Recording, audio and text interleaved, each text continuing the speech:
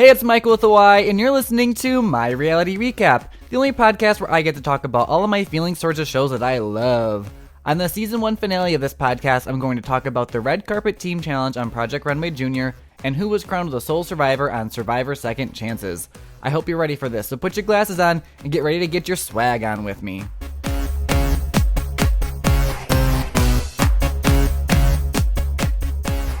I'm flying solo for this week's episode, and oh my, did we have an amazing finale of Survivor. But before we get talking about that, I need to talk about Project Runway Jr. because that'll be short and sweet, and then I can get really in-depth on my review of Survivor. So on Project Runway Jr., they did a red carpet challenge, and it was made to be fit for a Broadway opening night. They only gave them 5 hours to complete one look, and these kids were like, oh my gosh, 5 hours to create a whole red carpet dress?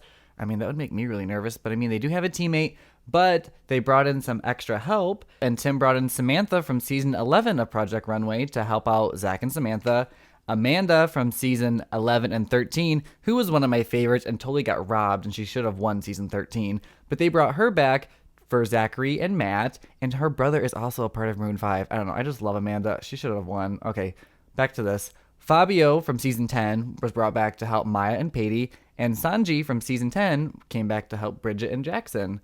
And they were all like stressing out. They were trying to figure out what to do. They only had 5 hours, and Tim told a couple of people that they had really bad looks, and Patty had immunity because she won it last week, and so Maya was really nervous because she was like, if we're the bottom look, I'm going to be the one going home, and Maya is my favorite because she is the 13 who just turned 14-year-old, so young, so talented, and getting to the runway, Maya and Patty actually had a really super edgy dress. It had a cool texture on it, and then it had like a half skirt, so the front of the legs were exposed, but the back of the leg was covered, and it kind of like walked like a little cape from like the waist down.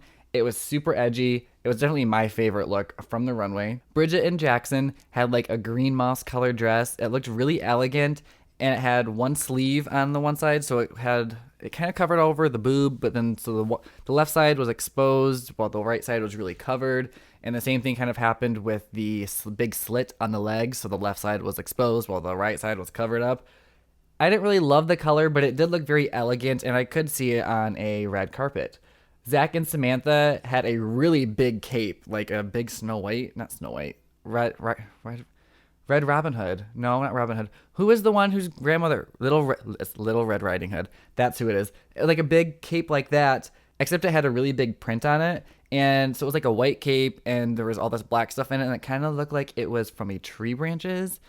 I don't know. It was just really big, like gigantic, and it was like blowing in the wind. And then right below it was a black jumpsuit. Zachary and Matt had a red dress, and there was lots of draping on it, on like the sides and the front, and there's lots of slits and cutouts throughout the whole thing.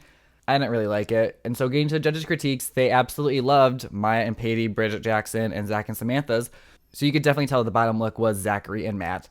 And the judges actually gave the win to Maya and Patty. And they were like, we could see all these powerful girls right now, like Taylor Swift, Kendall Jenner, these fierce powerhouses wearing this outfit. And I agree, it was such a great outfit. And the bottom look was Zachary and Matt, and they ended up letting go of Matt. He was in the bottom a lot, and Zachary is usually really good, but he didn't do so much on it, so the judges debated, but they did end up sending Matt home. So there's only 7 designers left, and I'm really hoping that Maya and Patty make it to the end because those two girls are on their A game. Now I can talk about Survivor, and one of the things that actually happened on this episode was the first time it's ever happened in all 31 seasons of Survivor. It was crazy. So we're at the final 6, and we have Kimmy, Jeremy, Tasha, Kelly, Keith, and Spencer. And Kimmy has been kind of coming out of nowhere, really playing this game hard. She's wanting to make some big moves. She is in an alliance right now with Tasha, Spencer, and Jeremy, so Keith and Kelly are on the outs. And Kimmy is like, you know what we need to do is they're going to split the votes, so that way there's 2 votes for Kelly, 2 votes for Keith, just in case one of them have a hidden immunity idol. And Kimmy is like, we need to vote to get either Spencer or Jeremy out, whichever one doesn't win immunity. So Kimmy, Kelly, and Keith, all the K's, bond together to make a little alliance to vote out whoever doesn't win immunity. And Tasha, Spencer, and Jeremy are still going strong, and they think that Kimmy is with him at this point. So Spencer pulls out immunity, so he is safe from the vote. And they go to tribal council, and Jeremy, Tasha, and Spencer are kind of leery about Kimmy and don't know what to do, but Jeremy's like, Kimmy is safe. She's all on board with us. We got her in the bag. Nobody has anything to worry about. So they get ready to go to vote, and everybody casts their vote. They come back. Kelly is very nervous, and Kelly and Jeremy both have hidden immunity idols. But Kelly is nervous, and she's like, this is so close to the end. It's either going to be me or Keith that they're voting for. So Kelly gets up. She plays her idol. Nobody knew she had it, and so they're just like, oh my gosh, this is crazy. And then Jeremy, who has his immunity idol, stands up, and he plays his because he knows that they probably either voted for him or Tasha. So everybody's like, oh shit, things are going down. So Jeff goes and reads the votes. There's 3 votes for Kelly and 3 votes for Jeremy. So all those votes were canceled out. So for the first time ever in Survivor history, nobody had a single vote at Tribal Council. Crazy. And I was just like, oh my gosh, what's going to happen? So what they did is they had a revote. So nobody could vote for Kelly, nobody could vote for Jeremy, and nobody could vote for Spencer because they all had either one immunity or they had the hidden immunity idol that was keeping them safe. So everybody goes to votes. They all come back, and Kelly, Kimmy, and Keith voted for Tasha, and Spencer, Tasha, and Jeremy voted for Kimmy. And they voted for Kimmy because they were upset that Kimmy had just turned on them and tried to get out Jeremy. And Jeff asked them if they were anybody's gonna change their vote, and they're like, nope. So they're in a deadlock. And so what happens in this situation is everybody either needs to unanimously decide on one person to go home, or they pull rocks, and whoever gets the white or purple, I think it's white now, it used to be purple, but whoever gets the white colored rock is the one sent home.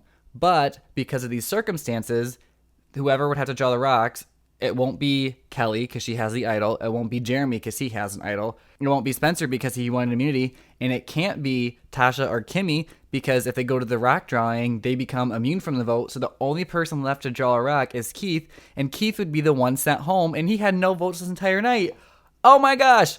These rules on Survivor are just so crazy, but that's what makes it such great television, everybody. Ugh, so good. So Keith was like, you want to know what? Kimmy is a single mom. She's really struggling out here. I will give up my spot. And they're like, no, Keith, you have to keep your head in the game. You can't let the outside world affect your thing. And Kimmy's just like all emotional. And because she was trying to make a big move, like her story throughout Survivor Second Chances was blowing my mind. Like I watched her when I was in the 4th grade. And she was on season 2 of Survivor, and she was this vegetarian. She was crazy. She wouldn't eat anything, and she always got all those problems. But this time around, she's like came back swinging and really wanted to play this game, and I was just so in awe of everything that she was able to do. And it just made my little Kucha love from Survivor Australia really happy inside.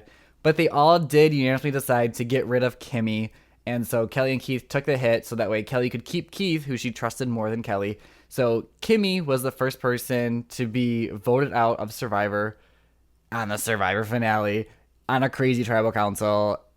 So at least she has that to go off of in her little book. She didn't get to make it to the end, but she can at least say, hey, I was the one that went home on the craziest tribal council ever on Survivor. So now that we're down to the final 5, they have this big crazy immunity challenge where there's all these obstacles and they have to run and try to put these puzzles together, blah, blah, blah, blah, blah. And it comes down to Kelly and Keith, and they both know that one of them needs to win because whoever doesn't win is going to be the one going home. And I am on my edge of my seat. All of you know that I am Team Kelly Wentworth, and I have been from the very beginning. And Kelly pulled off the win, so she was safe and in the final 4. So happy, and they couldn't really do any switching of any manipulation on any of the other people, so Keith was sent home next.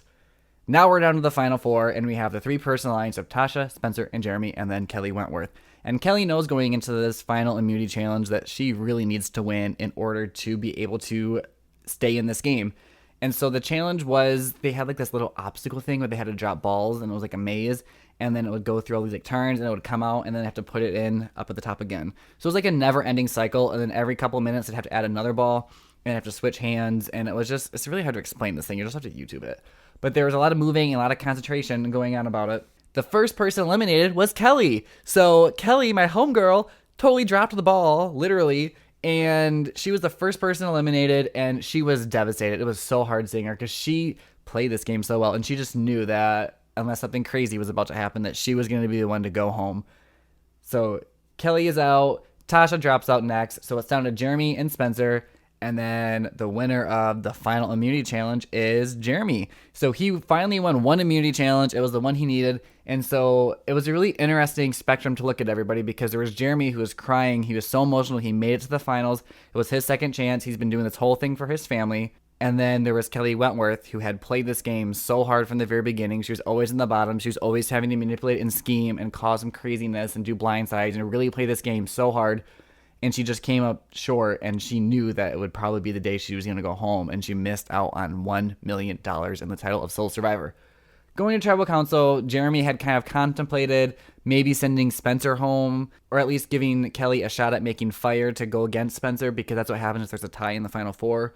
And Jeremy didn't do that, so Kelly was voted out, so we were left for a final three of Spencer, Jeremy, and Tasha. And how on Survivor, the final three is like the end. It's not like a final two like on American Idol or other shows. It's like a final three, and then the jury goes and votes for everybody. So getting to the jury votes, I wasn't really excited about any of the questions that were asked. I was really wanting them to go at them. Like, Tasha and Cass hate each other, and I was really wanting Cass to lay it in on Tasha, because Tasha was honestly like the GOAT of the season. She didn't do much of anything. She just kind of followed along. She had some like good like stories. She was trying to make herself seem like she was in the game, but really she wasn't doing much of anything. And Cass didn't really lay it on her. Nobody really talked to her, though. I want to point out that Kelly Wigglesworth, when she asked her questions to the jury, because she was from the very first season of Survivor, she lost to Richard Hatch by one vote. And the one vote that she lost to, the question was, pick a number between 1 and 10.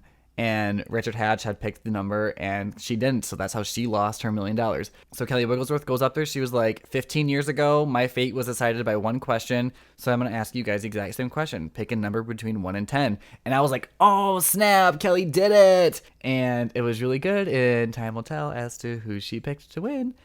But this final Tribal Council really wasn't very big to me, or wasn't really a good one. There wasn't any craziness. I was a little disappointed with such a great season. But the one thing that did happen right before is that Jeremy did tell everybody that his wife Val, who also competed on Survivor because they were on Blood versus Water together, that she is pregnant. And he pulled that card and he was like, I'm here for my family. I'm doing this, blah, blah, blah, blah, blah. And I was like, oh my gosh, you're trying to get sympathy votes. Just play the fucking game, Jeremy.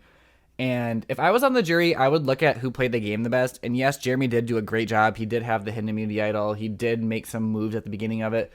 But I think Spencer actually did way better. He embodied the whole second chance thing. He changed the way he was playing the game. He was related to everybody. He grew a lot. So if I would have been on the jury, my vote would have been for Spencer. When they read the votes on Survivor, they make them wait all these months. So the show ended filming in July. And so everybody doesn't know who's won. And Jeff Probst brings them out to LA for the live reunion. And Jeff Probst reads the votes. And the winner of Survivor Cambodia Second Chances is... drumroll, this is me doing a drum roll. You guys can't see my hands. I'm moving them like I'm playing the drums. The winner is Jeremy. And he got every single vote from the jury. And I was like, are you serious? Spencer didn't get a single vote? What? But yeah, so Jeremy is the winner of Survivor Cambodia Second Chances. He did do a good job, but I really feel like it should have gone to Kelly. If she would have won that challenge and been up against even Jeremy, she totally would have won the season, because she would have had Abby, Cass, Kimmy, and Sierra right away, and that's 4. Such a heartbreak for me and for her. And Kelly even lost 25% of her body weight out there. That's one of like the biggest gain or biggest losses that has ever happened for a female on Survivor. She ended up at like 115 pounds, and that's like a lot less than me. Not a lot less, but it's less than me. At the finale, they always announce what the next season of Survivor is going to be, and they are doing a brains, brawn, and beauty again. And Caleb, Beast Mode Cowboy from Big Brother 16, is on the frickin' beauty tribe. This guy was crazy on Big Brother, and I do not like him. He's so full of himself. He was so in love with the girl who didn't love him, and he was a complete stalker. And now I have to look at him on Survivor and talk about him on this podcast for season 2. And it's just like, ugh, are you serious, CBS? Oh well, I'm sure it'll be good because he was kind of a smart player. It was just not very fun to watch him. But now my heart is broken that Survivor is done for a couple of months, and so are many of my other shows, and that is why season 1 of My Reality Recap is coming to an end. And I've just had such a blast doing this podcast. I love being able to talk about reality TV. I love interacting with all of you on social media, and I've had a blast, and I hope you've all enjoyed it too. And I hope that for season 2, we can come back stronger than ever and do some fun stuff. So let me know what you guys want to hear. I really want to thank all of my co-hosts that I've had, Drew, Nady, Mark David, as well as all of my special guests, Courtney DePearl, Sam Donovan, Eric Reichenbach, and James Wallington. And I might have some interviews popping up and some other random things before season 2 starts that I'm kind of working on for this podcast. So make sure you all subscribe to this podcast. And please click that subscribe button because all of you know that'll make me feel really good inside. And I want to keep the conversation going with all of you throughout these winter months where there's no TV. You can follow me on Twitter, Instagram, and Snapchat at Michael with a Y, and that is spelled exactly as it is on here. I will be back for sure in January when Face Off returns, so don't forget to smile, and remember, glasses are sexy.